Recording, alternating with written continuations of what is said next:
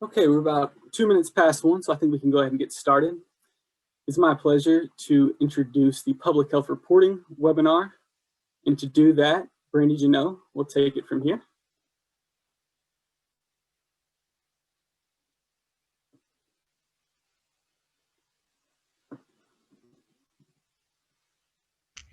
Good afternoon. I'm Brandy Janot.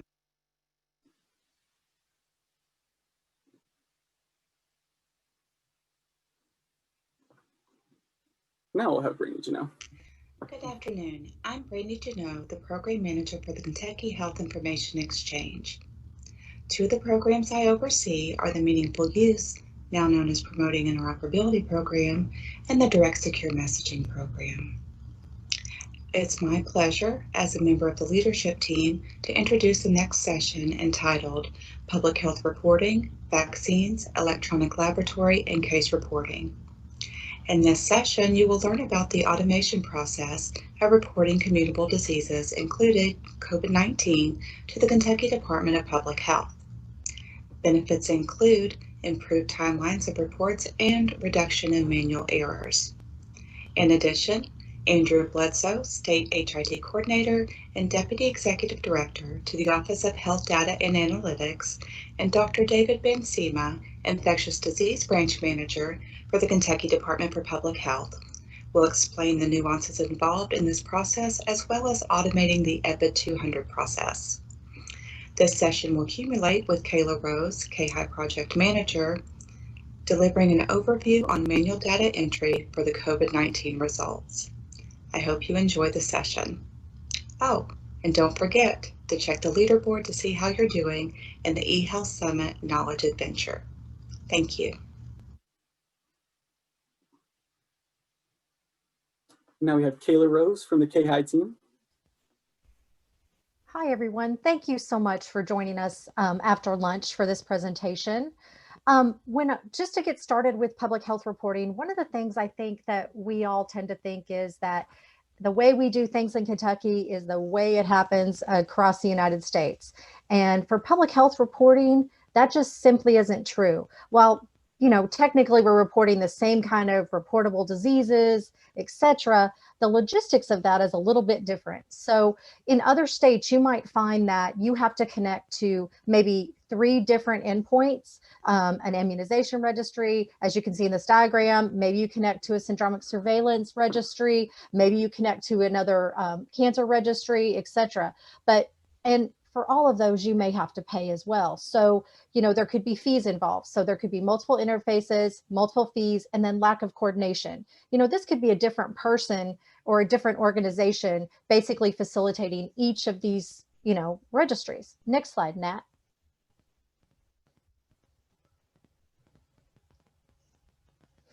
But here in Kentucky, we do things a little bit different. We are a one-stop shop here. You can connect to KHI and your data will pass through to the Kentucky Department of Public Health. In the instance of electronic lab reporting, it passes through for that. It can pass through, like for syndromic surveillance reporting, it can pass through to the CDC, or we have a cancer registry icon down here, it can pass to the cancer registry as well. So it's really only one connection point, and there are no fees to connect to KHI. So in the instance of the other state where you saw that, there's potentially fees at your vendor side and at the connection point side, with KHI, there is no fees associated with connecting to us, and that connection can enable you to report a variety of public health measures. Next slide, please. Just kind of wanted to level set how KHI and the Department of Public Health collaborate. It is really a robust collaboration, and we are constantly working in KHI to make sure that the data that is reaching us from you all is then transported to the Department for Public Health into these various programs. So it's really a super collaborative relationship. We consider them our partners, and it just really, drives home how I guess we can expedite things to them as necessary. So really, I'm not the one you guys are here to see. We're here to see Dr. Bensema, who is a tremendous asset to the state. Dr. Bensema is an infectious disease branch manager for the Kentucky Department of Public Health. Let me just tell you, His bio is available on the website. It's a page long, as is, and that's probably the condensed version. It's probably a much longer bio. But Dr. Bensima's he's done so much. But the one thing that impressed me more than anything, and believe me, there's a lot of impressive stuff on here, is something that's kind of cool. Dr. Bensima came out of retirement in August of 2020 to come back and work in public health. Now, I don't know about you all, but that's kind of like a career goal of mine. One, I'd like to just be able to retire. But two, if I ever do retire and someone asks me to come back and help with my skill sets for the Department of Health, for anything, for the Department of Public Health, I'm there. So he's already reached my life goals right here. So I would like to welcome Dr. Bensima, and he's going to talk further about public health reporting. Thank you. Thank you, Kayla. Really appreciate that introduction, and you are too kind to me. When a friend calls, you usually answer, and Dr. Stack called me and asked me if I would come and provide some help. And if you do read my bio, you all figured out that what I really have a problem with is figuring out what I want to be when I grow up. But for now, I'm very content and happy to be this.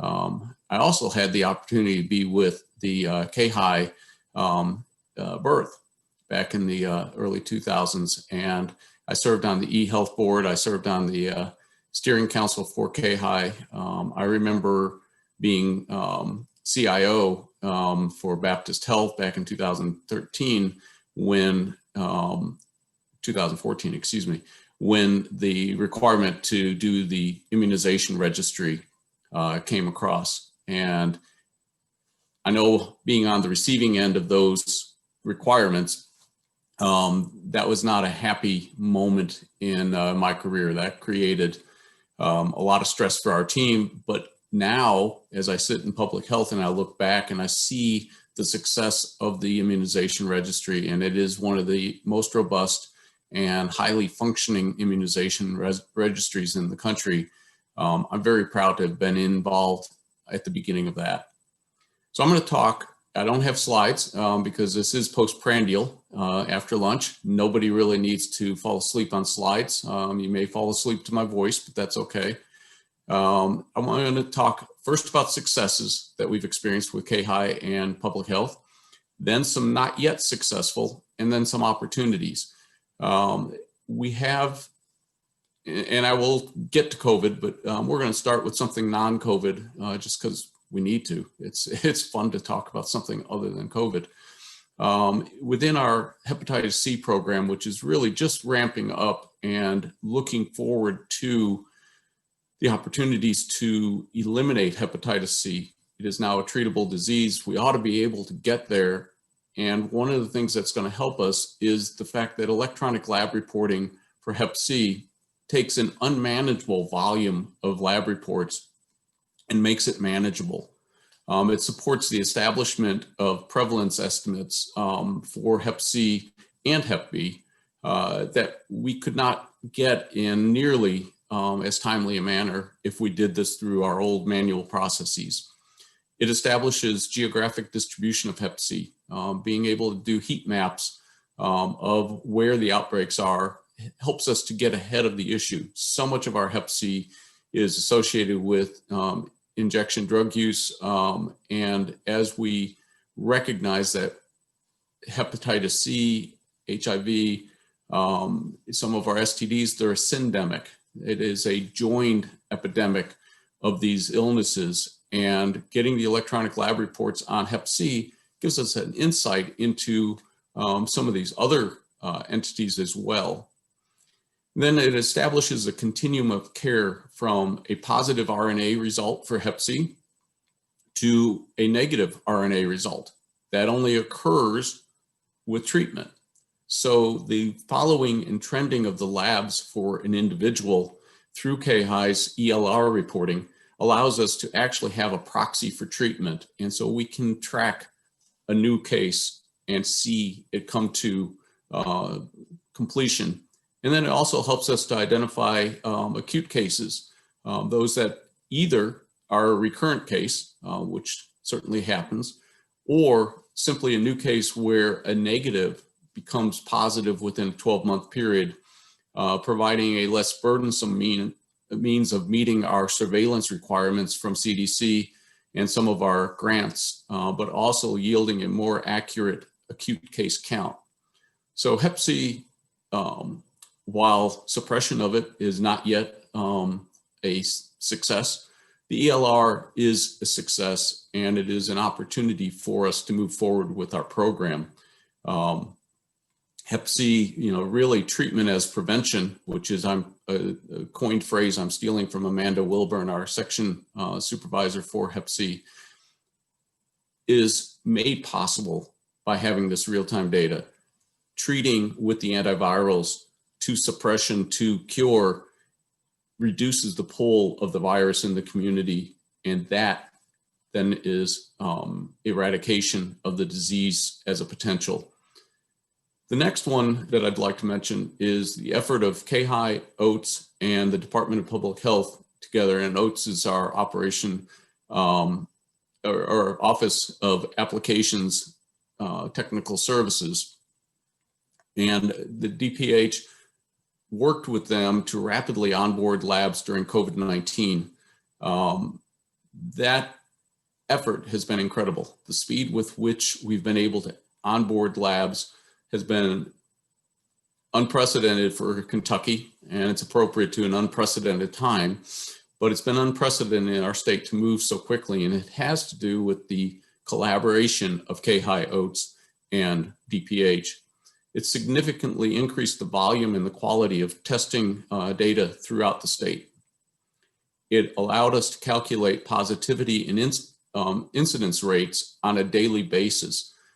We still have some manual review. We have to remove duplicates. All of you who've ever done scheduling and registration know that anytime you have a database of demographics, you're going to have some duplicate entries. You need to deduplicate in order to have a usable database.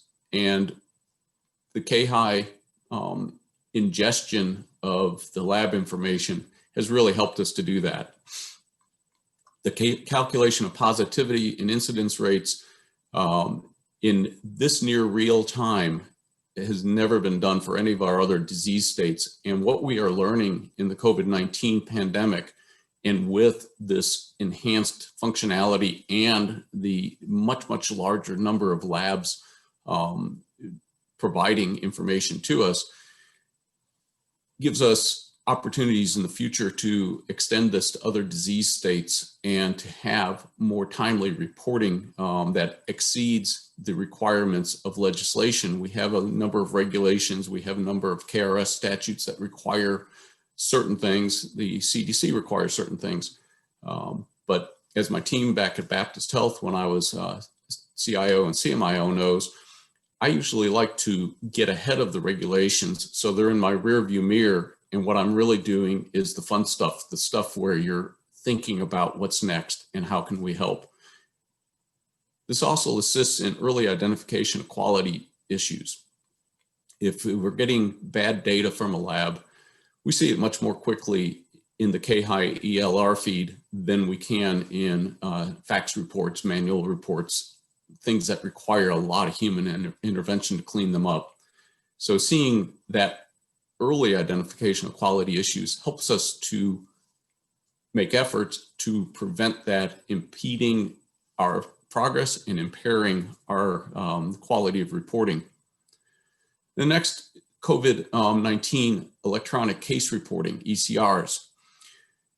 This was probably a holy grail, and in some cases is still a holy grail. I heard Dr. Oliver this morning very kindly note the struggles that Baptist Health has had, where their electronic health record has been capable of sending the reports, but because of some of our software infrastructure related to the NEDS, which is our CDC, National Epidemiologic Disease Surveillance System, some of the not yet developed capabilities of that has prevented those ECRs from being accepted all the time. And when you get rejected and you've put in the effort to build it and your people have put in the effort to fill out the forms, I know that's frustrating. But when it works, it has been a boon. The barriers for some of our key partners, as I mentioned, those are lamentable. We're working on those. We have partnered with others to help us to make progress on that, but it's not actually a KHI issue. And Andrew, I'm sure is glad to hear me say, this is not KHI's deficit. This is a deficit in our ability to then take it to the next stage. We're working on that. And again, electronic case reporting, not just in COVID-19, but in our HIV/AIDS program, in our hepatitis C program, in our reportable diseases, whether it's a salmonella outbreak or an E. coli outbreak, ECRs will facilitate more rapid and more high quality disease reporting. So sounds like everything's perfect. And I would love to say that everything's perfect. But again, those of you who know me know that I come from a cup half empty background, and I work very hard to maintain my positivity and to try to look towards the bright side of things because it's just a better way to live. But there are some things we're not yet successful in. One of the things we've been working on for a long time with our healthcare acquired infections and antibiotic resistance group, HAI-AR, who's done a phenomenal job helping out with our long-term care facilities throughout the state. The strike teams you may have heard of, the advice for sanitation, the advice for staffing, the advice for disease prevention. So much of that has come through that group, and they've just done a yeoman's job throughout this pandemic. But one of their areas of deep interest and need is to develop an extensively drug-resistant organism, or XRDO, registry, trying to use ELRs to auto-populate it, because right now we're on paper faxes, 300 plus paper faxes a day coming into this group, and they have to be manually sorted, collated, and then re-entered into our systems to be usable. So ELRs auto-populating an XRDO, or extensively drug-resistant organism registry, is a great hope. We have shared LOINC and SNOMED and other codes with the KHI team, and we're still struggling to make meaningful progress. And it's not by lack of desire on anyone's part. Partially it's because we've all gotten distracted with the needs of COVID, but partially also there's technical issues to that, logic that needs to be written to really help us move forward. So hopefully we will see that move forward in the near future. It will aid reporting from all of our facilities, whether hospitals, physician offices, other care sites, ambulatory care sites, or long-term care facilities. And then the thing I mentioned earlier that's not yet successful is the ability of our largest systems on the largest DHR, because it particularly seems to be a problem for NEDS with Epic, but they're having the most issues with ECRs not being accepted. And as we continue to try to work on that, we will, I'm sure, create some satisfaction, relief on our part, and hopefully not drive some of my old friends totally nuts before we get there. But I do hope you'll have some patience. We do know that NEDS is, CDC is trying to work on the software. And in fact, we have a meeting coming up again with them to continue that effort and conversation and provide them some additional clarity on what we really need to see in the update. So lastly, I'm going to cover opportunities. Opportunities that I see existing for Department of Public Health to benefit from the functionality of KHI. Includes the HIV/AIDS program. Currently, they do not have a process for electronic case reporting. Definitely need expanded electronic lab reporting. We need rules built, logic built, that would set up those types of labs to be segregated from the vast majority of labs. And those HIV/AIDS related labs would then have to be behind a firewall for our current regulatory environment and regulatory compliance. There's HIPAA, the Privacy Act, and all of us are well aware of that. We all try to protect personal health information, but we also have the KRS statutes and the regulations related to additional privacy measures for HIV/AIDS. These were carved out early in that epidemic.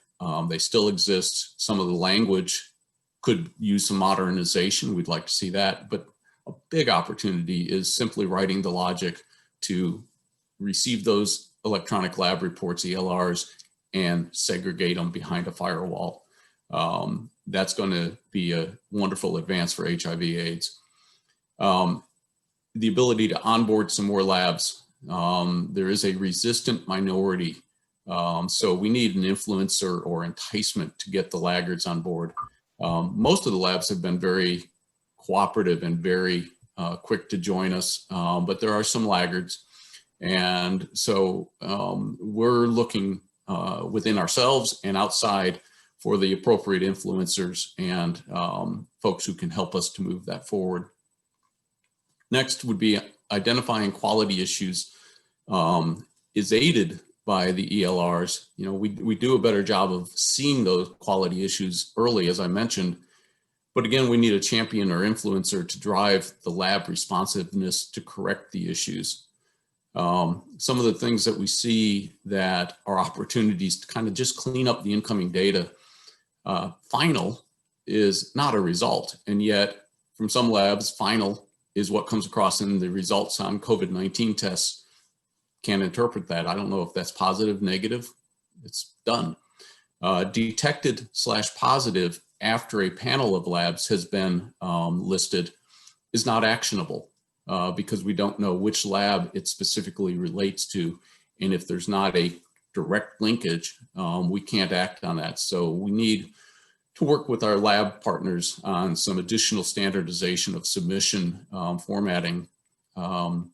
We all talk about interoperability. We know that that has been such a difficult target, but it's so needed. And having a more standard reporting process would really help with that interoperability.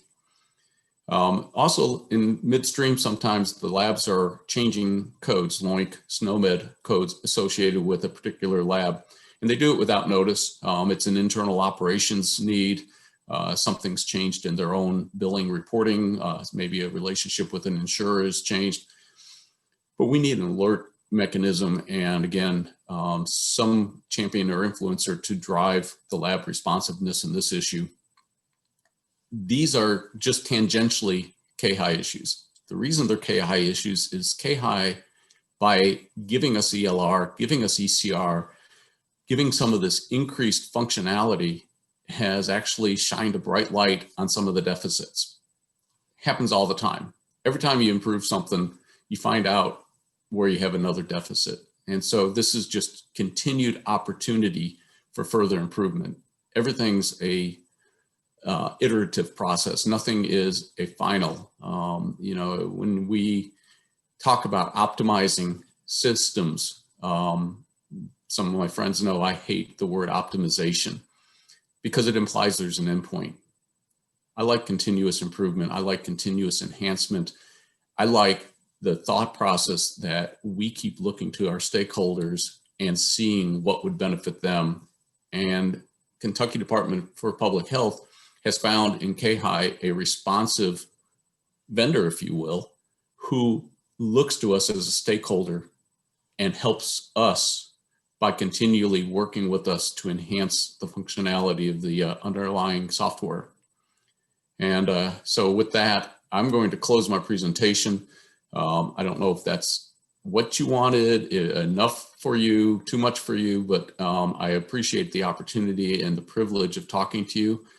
I appreciate the opportunity and privilege of working with the Kentucky Department of Public Health in this time of great need. It's truly one of the high privileges of a very fortunate life. Thank you. Thank you, Dr. Bensema. There is a chat, there is a question in the question window, and we have just a couple minutes left. And I can read that for you. Please. The question is, what can be done to facilitate connection of the immunization registry to the state student data system Infinite Campus? We are fortunate to have a statewide student data system. Many states do not have this. Can any type of legislative measure reduce the issues between HIPAA and FERPA, especially as the COVID vaccine becomes available? So I will be quite honest, as infectious disease branch manager, there is an immunization branch manager, and Dr. Emily Messerly would probably be in a much better position to answer to that. Some of the reconciliation of HIPAA and FERPA is definitely a legislative language change. And so I would encourage stakeholders to advocate for that. I certainly know we provide input on bills and on legislative language when we are asked to provide expertise, but we also sometimes volunteer some expertise as we are in the HIV/AIDS world. So I would encourage you to pursue that. And if you have further questions regarding the immunizations, really need that to go to Emily.Messerly, MESSERLI at ky.gov. And I know that she and her team would be very happy to answer that. I'm not speaking out of school because she's given her email out on a number of presentations I've been with her on. So I'm sure she'd be happy to answer that. Thank you so much.